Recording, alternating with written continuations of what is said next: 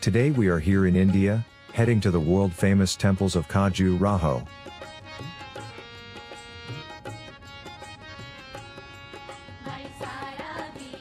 We started in Bhopal, the capital of the state of Madhya Pradesh, also called the City of Lakes.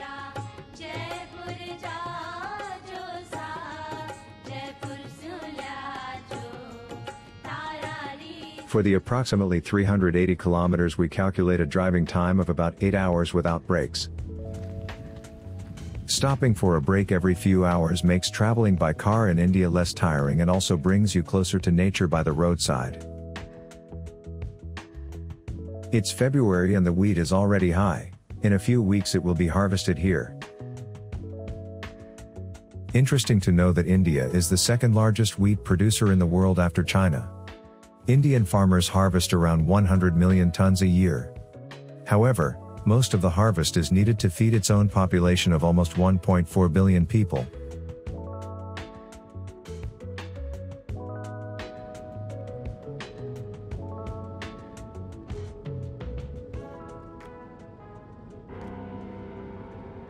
Unfortunately, accidents involving trucks are all too common here. People like to drive at night when the streets are clearer. Poor visibility, driver fatigue, overloading of the trucks, and their often poor technical condition, are usually the reasons for such accidents.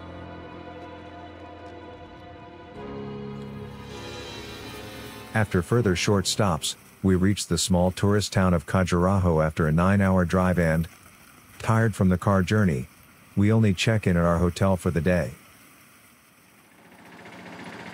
Well rested, we drive the next morning to the temple district, which is located just behind this water reservoir. Wherever there are visitors and especially tourists in India, there are always people who try their best to earn a few rupees in their own way.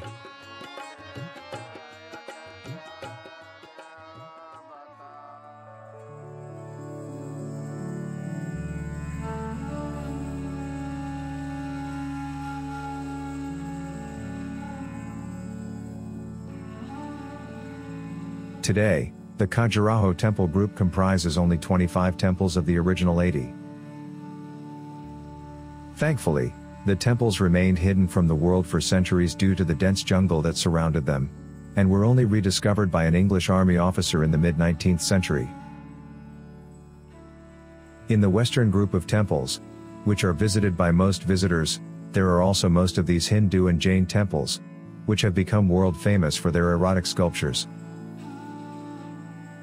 They were built about 1,000 years ago, and are now a UNESCO World Heritage Site, and are the second most visited monument in India, next to the Thaj Mahal. The predominant feature of the construction of any Hindu temple is that the front faces the entrance of the temple towards the sunrise.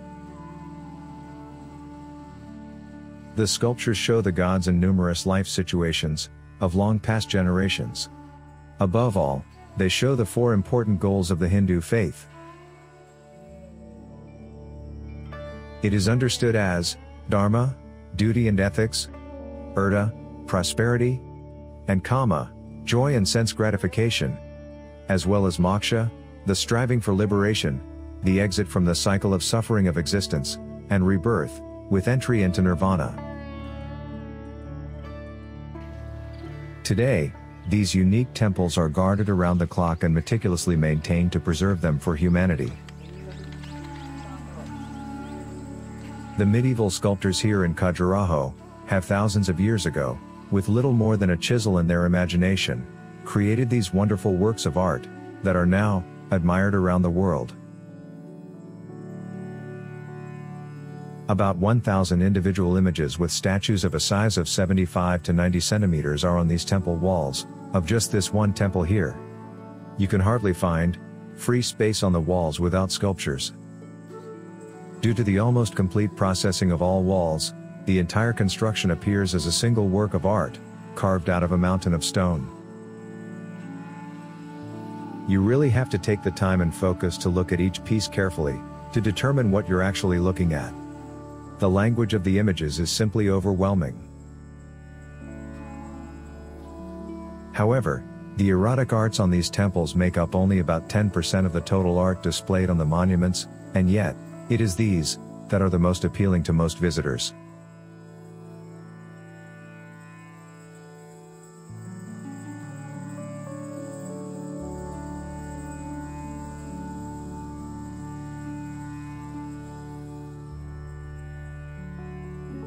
And although in Hindu temples individual erotic representations are actually not uncommon, but in this accumulation, one sees them only here in Khajuraho.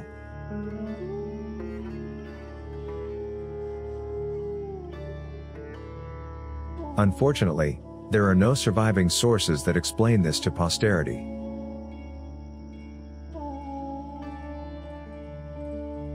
Which is why every visitor has to make his own thoughts about it.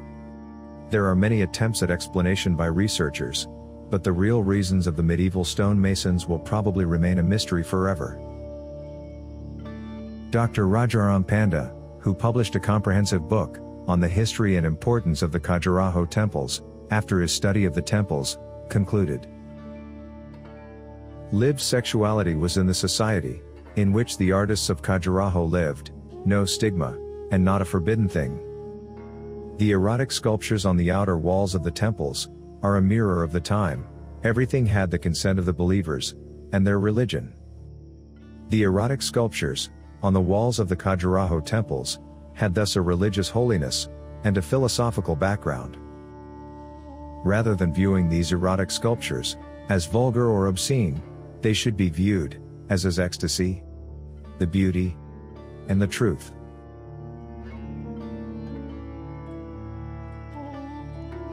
The temples of Khajuraho, with their masterful stonemason work, are very worth seeing.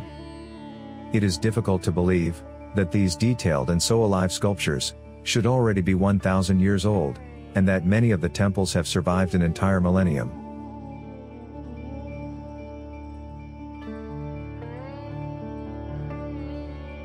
Even if it would take an Indian or, better, a Hindu understanding of culture to really understand the background and the religious significance of these temples, with their many details, the beauty of these architectural works of art is beyond question for every visitor.